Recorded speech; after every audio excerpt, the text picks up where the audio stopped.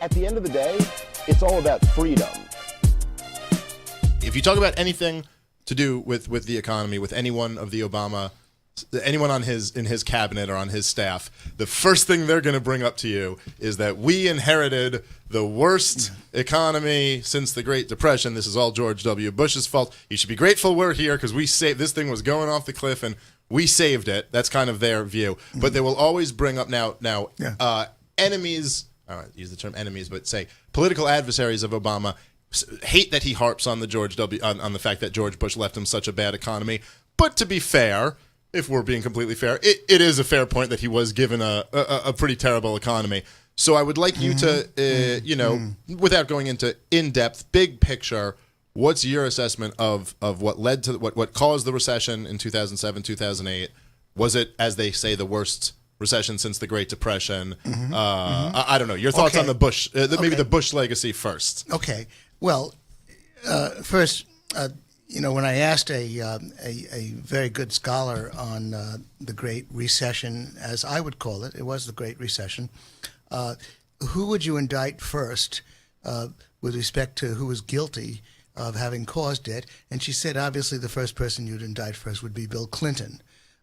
Because Bill Clinton started the housing bubble big time in the 1990s.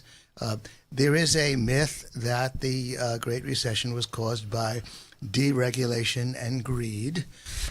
Obviously, greed spiked around. I guess yes. In the early 2000s, human beings all of a sudden wanted more. Exactly. things. Yes, there was not a whole lot of greed until 2005, and then it suddenly doubled and tripled. But as you're implying quite well, Dave, greed is usually operating at 110% on Wall Street and elsewhere, especially. So therefore, there was nothing.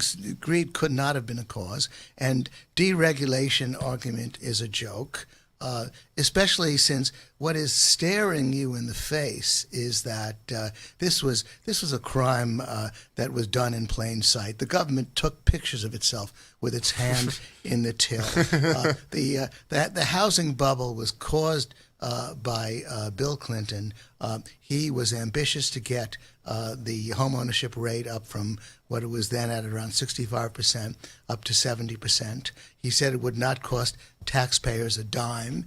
No, it didn't. It cost taxpayers, a couple of trillion at least, maybe several trillion if you count all the carnage. Yeah.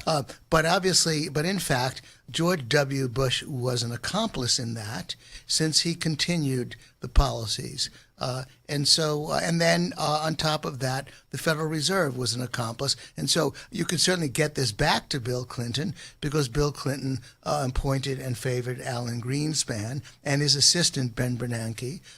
And they pitched the interest rate down to 1%, the short-term interest rate down to 1%, which added fuel to the fire of the housing bubble. And when the housing bubble burst and crashed, it brought the economy down. By the way, it wouldn't necessarily have led to a major downturn. I think that inevitably, of course, when disaster strikes, you can expect the government to make it even worse. They mishandled it, and it became the Great Recession.